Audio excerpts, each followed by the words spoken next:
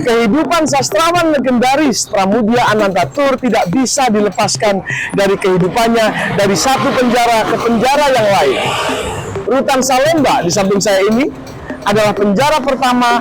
Setelah itu kehidupannya dari satu penjara ke penjara yang lain terus. Meski demikian, dia tidak pernah berhenti untuk terus menulis buku.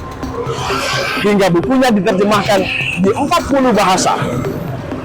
Pada Februari 2025 ini adalah peringatan 100 tahun Pramudia Anantatur yang lahir di Blora pada 6 Februari tahun 1925. Di NN Indonesia Plus Minus akan membahas tuntas tentang hal itu.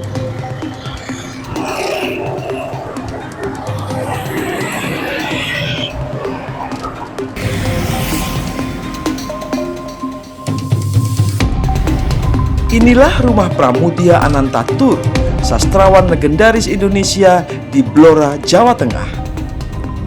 Di rumah ini juga Pramudia dilahirkan 100 tahun lalu. Dalam perjalanannya, Pram meninggalkan Blora untuk sekolah di berbagai kota hingga bekerja sebagai wartawan di Jakarta pada masa penjajahan Jepang. Kesukaannya pada dunia sastra membuat Pram bergabung dalam Lembaga Kebudayaan Rakyat atau Lekra, organisasi di bawah Partai Komunis Indonesia atau PKI. Dunia seni dan politik membuat Pram harus berhadapan dengan penguasa dari zaman ke zaman. Penjajah Belanda menjebloskan penulis itu ke beberapa penjara selama 5 tahun.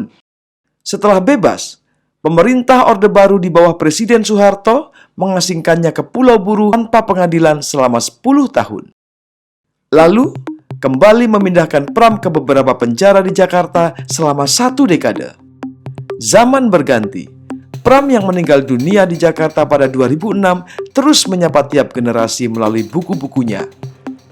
Hingga 100 tahun kelahirannya, pada Februari 2025, karya-karya Pram masih relevan untuk dinikmati.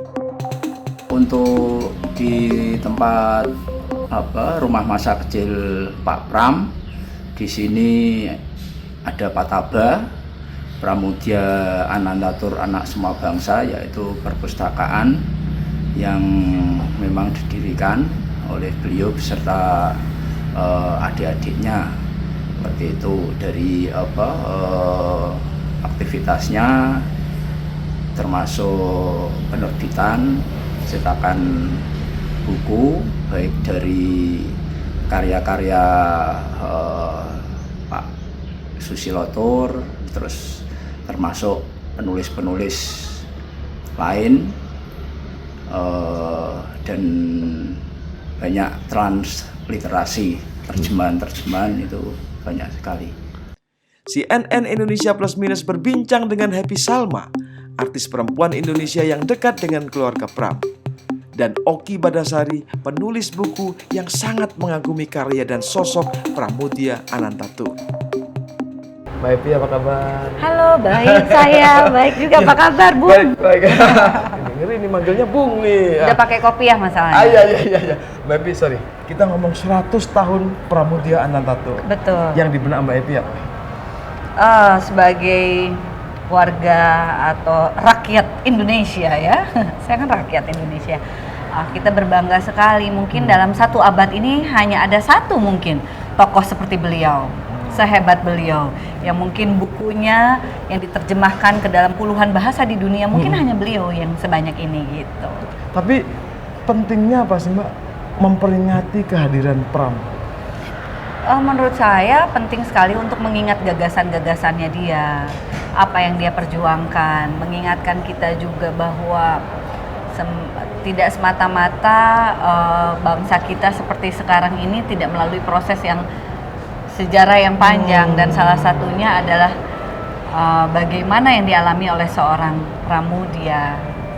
Hitam putih sejarah Pram ini kan, betul. Ya kita tahu lah ya, kadang-kadang dia terlibat lekra, ada yang ngeri karena nggak mau baca bukunya Pram nanti ketularan kiri. Menurut Mbak Epi gimana kalau ada anggapan itu? Sebetulnya tidak ada kiri dan kanan sih di dalam buku-buku ya Pram, menurut saya. Dia berbicara tentang kemanusiaan gitu.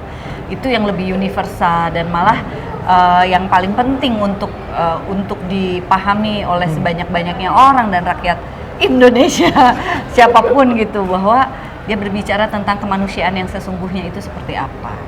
Itu yang tertangkap di bukunya Pram. Itu ya yang aku sebenarnya. tangkap sih. Tapi sebenarnya Mbak, publik mungkin pengen tahu ya, kalau di keluarga Pram ini Mbak Happy kan terkenal salah satu yang dekat lah ya, bahkan Mbak Dewi Lestari ngomong, Happy aja, dia banyak tahu lah soal Pram. Iya. Gimana sih Mbak kalau keluarganya Bung Pram gitu? Mereka keluarga yang sangat hangat ya. Saya nggak membayangkan sebuah keluarga putra-putrinya yang melalui trauma yang begitu dalam ya, apa yang dialami oleh ayahnya, bisa sekuat dan teguh seperti mereka. Tetapi juga mereka merangkul dan hangat dan move on gitu. Nggak juga tergulung terus dengan masa lampau gitu. Nggak, mereka juga maksudnya kayak sangat membuka, merangkul siapapun untuk maju selalu ke depan tanpa melupakan pandangan-pandangan dan pikiran Pram. Itu yang saya lihat dari putra-putri dan cucu-cucunya. Nah kebetulan karena saya ada lembaga budaya namanya Titi Mangsa, yang dimana kami itu beberapa kali mengalihwahanakan karya-karyanya Pram ke dalam bentuk pertunjukan dan audio. Nah, jadi karena itulah saya jadi berhubungan dengan keluarganya saat meminta izin dan lain sebagainya.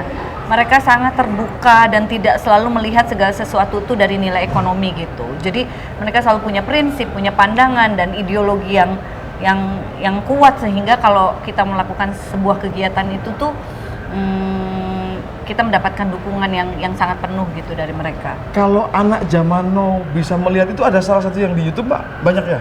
Yang Ada salah satunya tuh di rekomendasinya apa? Iya, ada di podcast ya Sandiwara Sastra, cari aja Budaya Kita.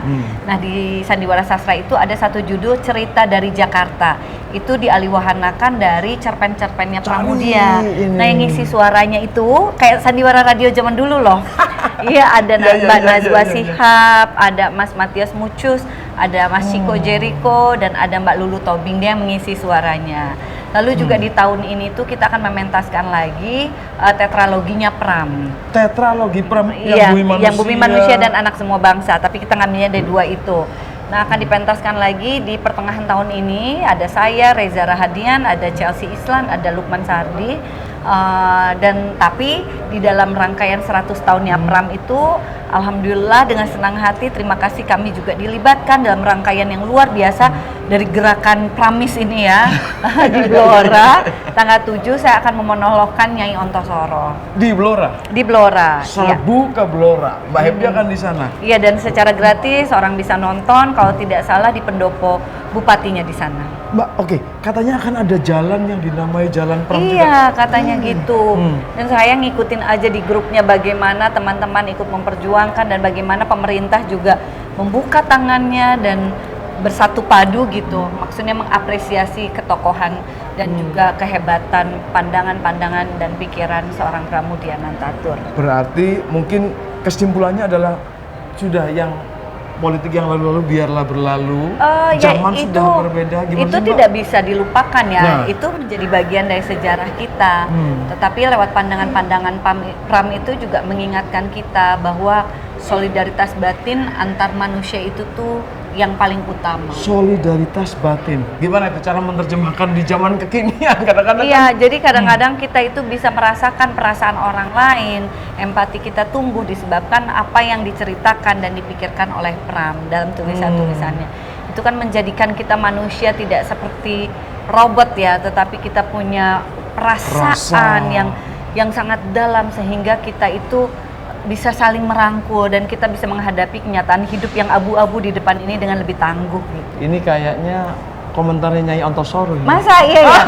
Oke, Ontosoro apa ya? Kita sudah melawan nak sebaik-baiknya, sehormat-hormatnya. Yeay, Mbak Evi terima kasih. Sama-sama. Bagaimana kita mengupayakan agar pemikiran Pram itu tetap hidup, dikenal oleh generasi hari ini dan generasi akan datang. Jadi momentum 100 tahun ini sebenarnya kesempatan kita untuk membuat Pram tetap relevan, tetap bisa dekat dengan generasi hari ini dan kita akan mencoba untuk menggali alasan-alasan kenapa kita harus baca Pram, kenapa kita perlu mengenal Pram, kenapa kita memang selama ini harus menyebut Pram itu sosok sastrawan besar Indonesia, pemikir besar Indonesia. Jadi momen 100 tahun ini sebenarnya kesempatan kita untuk mendekatkan Pram dengan generasi hari ini. Kenapa sih Mbak Pram itu perlu dikenal? Nah, ya itu pertama nih. Jadi kalau mungkin sebenarnya banyak teman-teman di luar sana yang sebenarnya belum membaca Pram. Mereka hanya tahu bahwa, oh ya, Pramudia sastrawan besar. Lalu seringkali juga ada semacam mitos, Pram itu buku-bukunya berat. Buku karya-karyanya Pram itu susah gitu. Jadi udahlah aku nggak mau, itu bukan not my cup of tea gitu kan istilahnya kan, bukan untuk aku gitu. Padahal itu salah besar gitu. Jadi Pram itu memang betul-betul karya sastranya itu layak dibaca karena disitulah tersimpan kekuatan dalam menarasikan Indonesia. Jadi kita bisa belajar banyak hal tentang Indonesia dan masyarakat kita dengan cara yang begitu dekat bahkan.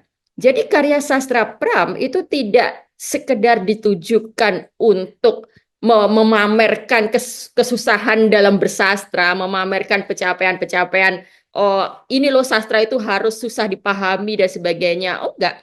Kalau kita membaca tetralogi Pulau Buru misalnya, kita betul-betul akan dibawa masuk ke dalam pemahaman atas sejarah Indonesia dengan cara yang mengasyikkan. Jadi ini nih clue buat generasi sekarang. Karya Pram itu asyik dibaca. Jadi Pram itu punya keunggulan dalam bercerita. Sebagai seorang novelis, sebagai seorang pengarang, sebagai seorang sastrawan, Pram itu maestro dalam storytelling.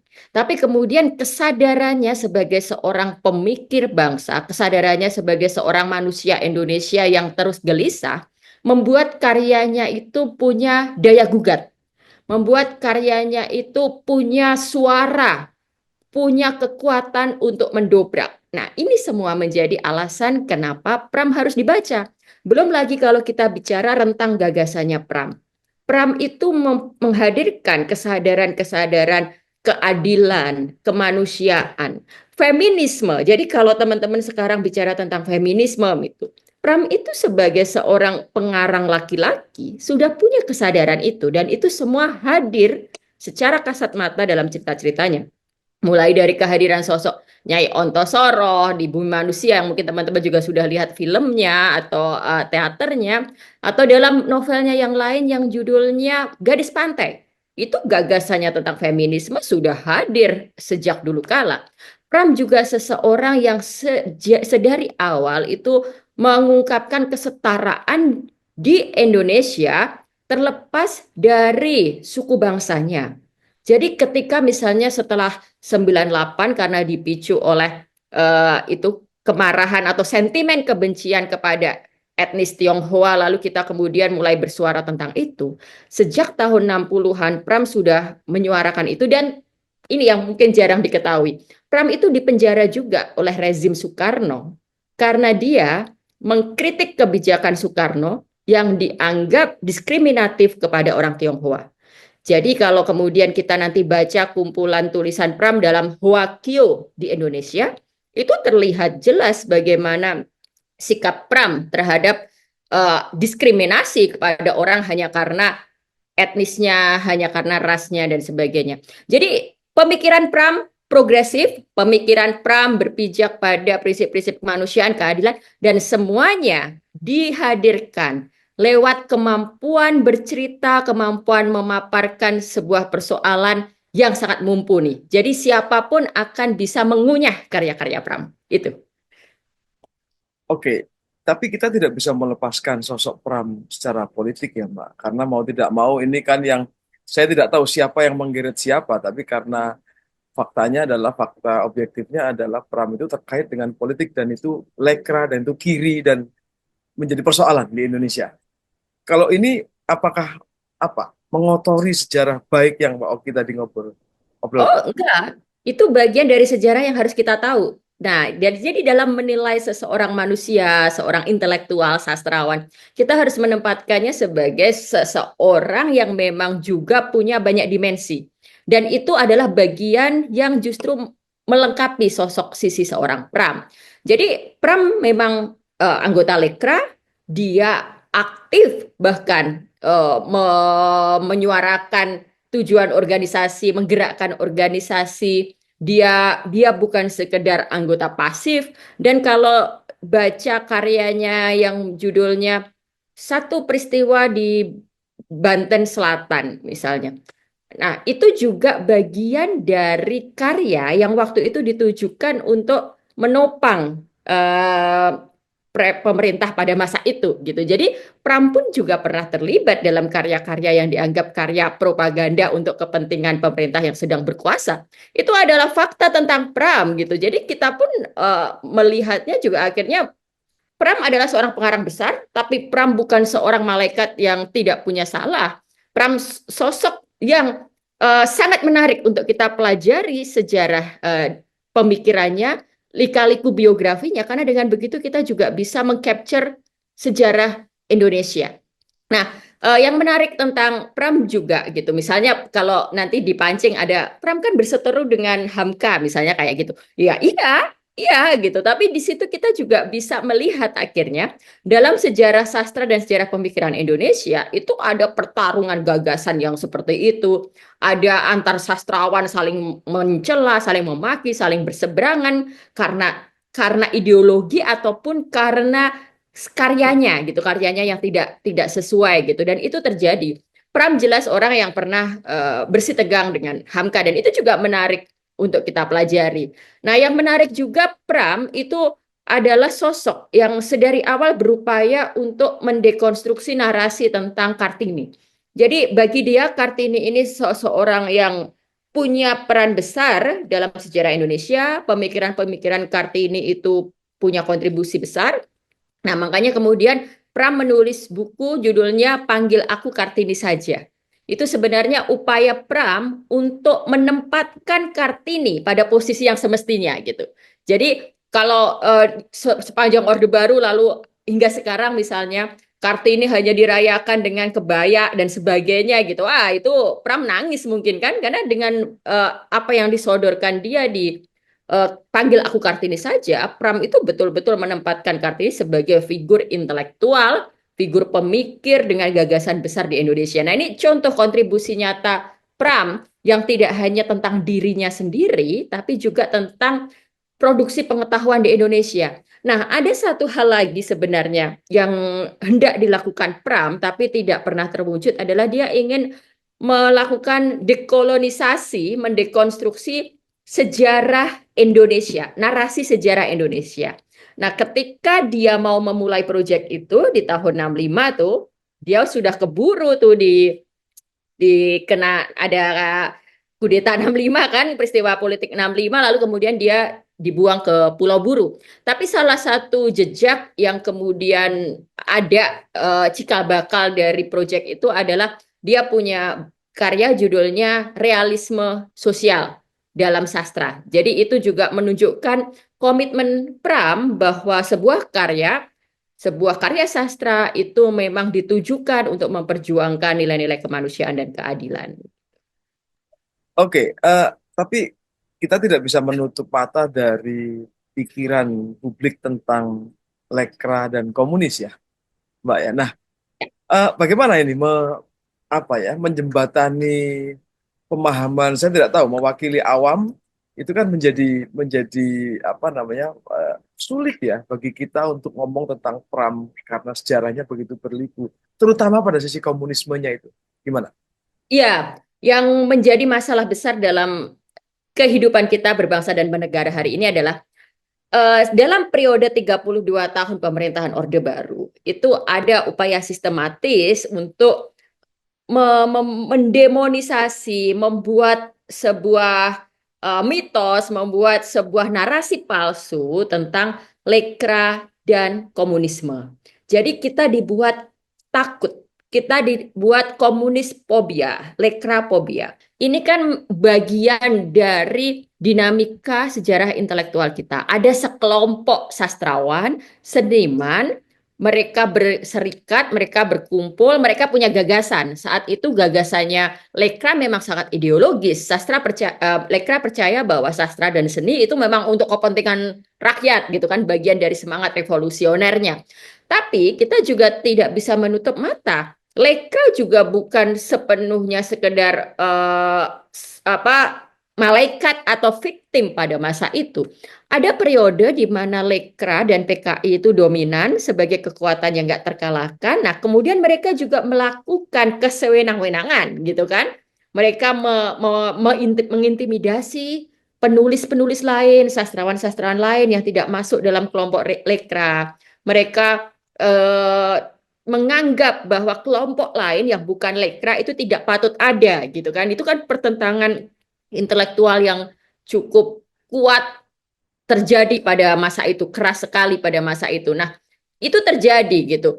Jadi bahwa kita kemudian sekarang berupaya untuk menghapus lekrafobia dan komunisfobia itu bukan berarti kita kemudian menghapus sejarah bahwa ada hal-hal yang tidak sesuai dengan nilai-nilai keadilan, kesetaraan yang dilakukan oleh Lekra dan komunisme, dan PKI gitu kan, dan kelompok komunis gitu. Itu ada gitu.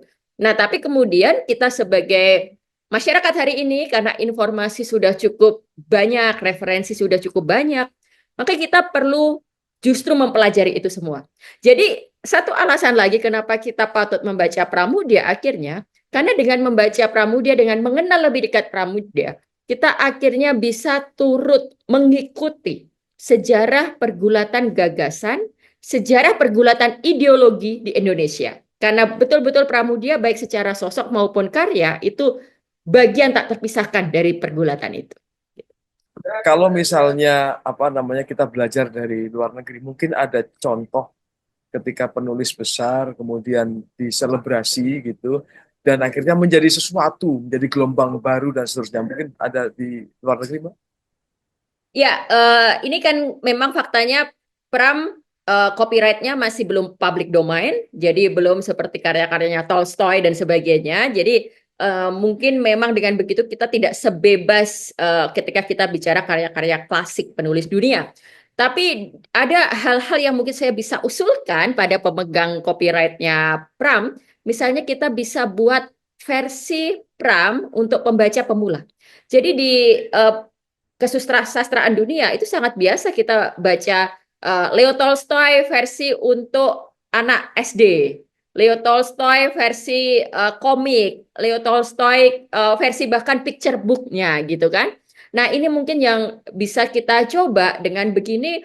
Pram itu didekatkan, orang nggak ngeri duluan. Jadi ini terus terang aja Mas Iman ngomongin Pram itu kan orang udah ngeri duluan, apalagi dengan embel-embel lekra, politik dan sebagainya.